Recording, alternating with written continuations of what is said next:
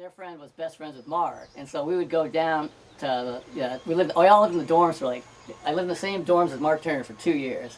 Okay.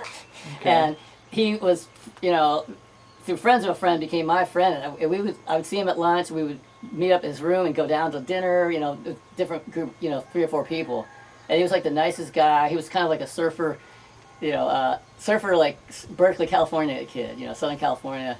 He was like, hella, hey dude, Coltrane's hella bad, And so yeah, I got to meet him. He at one point gave me like a, sort of what I did with you, like a mini lesson, and he wrote down some like kind of Charlie Parker-esque lines on G minor 7, 2, 5, and F, And so yeah, and then I got to see him play, and he was fucking killing. Like he was just, basically like, yeah, people like him playing recitals at Berklee were as good as or better than going to like Jazz Alley or in 1905, like there was these not jam sessions, there was recitals where people like Mark was just killing it, and so yeah, and then I met Kurt Rosenwinkel because he lived in the same room, same dorm as me, in the same floor, and so yeah, Kurt Rosenwinkel, I met him when he was 17, and what did he do? He during his ensemble audition, he got like low scores, like 3s and 4s.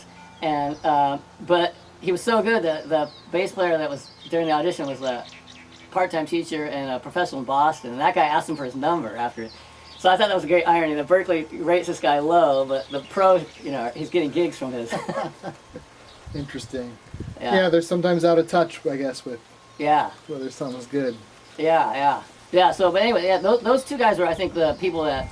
The most amazing sense, and also I would want to mention them because I don't think they would get as recognized as much. Like Kurt Rosenwinkel and Mark aren't, like international. Like, well, they're famous in the jazz world, but they're not a household name.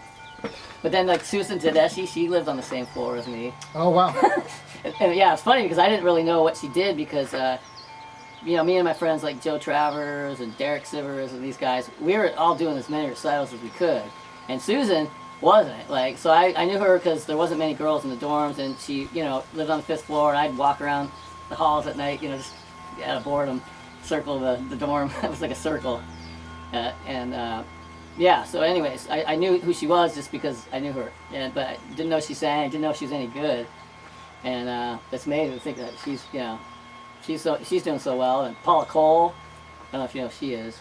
That name is familiar. I'm not as familiar as Susan Tedeschi, though. I love Paula Cole, she ended up singing background vocals for Peter Gabriel during like the WOMAD, festival, like that tour, and she was there just singing standards and stuff, and just, so good.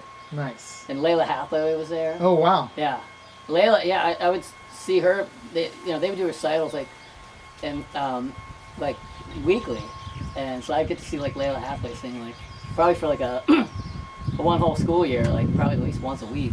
So, and playing with people like Roy Hargrove. Was this 1988 to 1992? 87 to 91. Okay. Yeah, so like, and Joe Travers was there. He was from my hometown, and he was the drummer for Zappa Plays Zappa, and he became the vaultmeister for Frank Zappa's family, after Frank passed away. And so that job is he goes in and like looks through all. Frank recorded like every show, that he ever did. He had started putting them together as albums that didn't get released. He recorded a lot of studio stuff that didn't get put out, And so this guy, his job, my friend from Berklee, who is from my hometown of Erie, is like the guy that's going through the vaults and proposing projects to like the Zappa family members. Wow. Yeah. Amazing. Yeah. So I played this good. He got noticed because we did a Berklee recital in the cafeteria, actually. Yeah. Berklee cafeteria show. We practiced it for a year and a half, like during the summers and during the school years, and we did like 2.5 hours worth of Zappa music. Wow.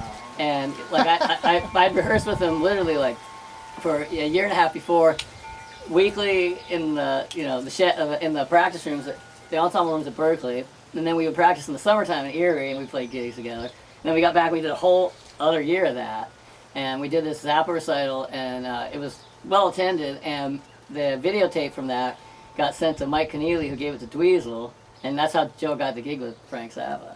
That is awesome. So, yeah, that was very cool. Amazing. Joe Travers.